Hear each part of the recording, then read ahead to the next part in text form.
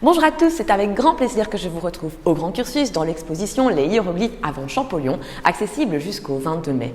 La fois passée, nous nous étions intéressés à la complexité de l'écriture hiéroglyphique grâce à la stèle d'Ankou, un vizir de la XIIIe dynastie. Aujourd'hui, c'est à la Renaissance, véritable période de révolution artistique et intellectuelle que je vous emmène. C'est à cette époque que les humanistes vont avoir un véritable regain d'intérêt pour l'Antiquité. Et notamment en 1419, avec la découverte du manuscrit de l'auteur grec Apollon, il va y avoir un véritable regain d'intérêt pour l'écriture hiéroglyphique. Ce traité, publié en 1515 à Venise, connaît un véritable engouement qui va pousser les érudits de l'époque à considérer l'écriture hiéroglyphique comme une écriture sacrée et idéale constituée de symboles mystérieux.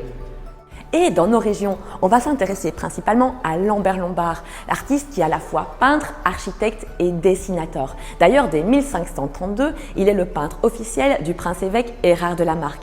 Les deux hommes s'entendent bien car ils partagent une vision humaniste qui est héritée de la Renaissance italienne. D'ailleurs, c'est grâce à la richesse et au mécénat d'Erard de la Marck que Lambert Lombard va être un des premiers artistes du Nord à pouvoir effectuer un voyage d'études en Italie. Sa mission sur place, acquérir des antiquités pour le nouveau palais du prince-évêque et bien sûr parfaire sa connaissance artistique. En Italie, il étudie donc les antiquités gréco-romaines, mais aussi les artistes de la Renaissance italienne. Il revient à Liège avec ce bagage artistique qui était alors inconnu au nord des Alpes. Avec ce voyage, il va marquer profondément une scission dans son travail et peu à peu, il va s'éloigner des traditions médiévales encore vivaces dans la peinture en principauté de Liège au XVIe siècle. Si on connaît peu de peintures de l'artiste Lambert Lombard, on lui connaît cependant de nombreux dessins, à peu près 800 qui sont rassemblés en deux albums, l'album d'Arambert et l'album de Clérambault. Ces dessins témoignent de l'intérêt de l'artiste pour l'Égypte antique et en particulier pour les hiéroglyphes. Il est d'ailleurs lui-même l'auteur de néo-hiéroglyphes, une pratique courante des artistes du XVIe siècle. Dans ce dessin provenant de l'album d'Arambert, on peut voir que Lambert Lombard associe plusieurs motifs. Le motif de la quenouille, le motif du lion, le motif de la roue et le motif du dauphin.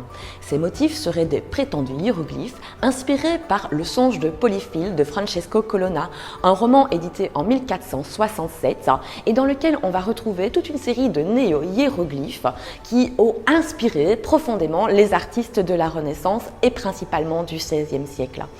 Pour ces motifs, il va émettre toute une symbolique. Pour Lambert Lombard, ces motifs évoquent que même la mort peut atteindre les hommes puissants. Et comment? Eh bien pour lui, le lion, c'est la symbolique de l'homme puissant, la roue, l'équilibre instable de la vie, le dauphin, la fuite du temps, et la petite main tenant un couteau en train de couper le fil de la quenouille symboliserait la mort. Juste à côté, on peut découvrir un des panneaux du cycle des femmes vertueuses peint par Lambert Lombard. Ce cycle comprenait initialement 8 panneaux, dont 4 sont encore à découvrir au Grand Cursus. Originellement, ces 8 panneaux proviendraient de l'abbaye cistercienne d'Erkenrode, un des plus importants établissements monastiques pour femmes du diocèse de Liège. Ces 8 panneaux mettaient en évidence des scènes illustrant le caractère vertueux de certaines femmes, entendez le caractère héroïque, et avaient pour objet d'aider les femmes moniales dans cette abbaye lors de leurs prières et lors de leurs méditations.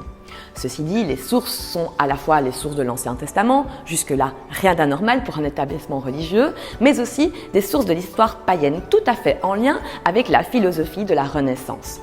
Pour ces panneaux, Lambert Lombard va également être influencé par toutes ces nouveautés qu'il découvre en Italie et dans les artistes de la Renaissance italienne, notamment dans les décors des paysages, dans les vêtements, les anatomies, et puis il va aussi insuffler son inspiration liée à l'Égypte antique en intégrant très discrètement des références aux hiéroglyphes. D'ailleurs, il n'est pas impossible que Lambert Lombard était l'inspirateur des néo-hiéroglyphes qu'on retrouve sur le monument funéraire de Hubert Millemans, érigé en 1560 à la collégiale Sainte-Croix de Liège. D'ailleurs, dans l'exposition, vous pourrez découvrir une reproduction à l'échelle 1:1 réalisée grâce à la technologie de l'impression 3D.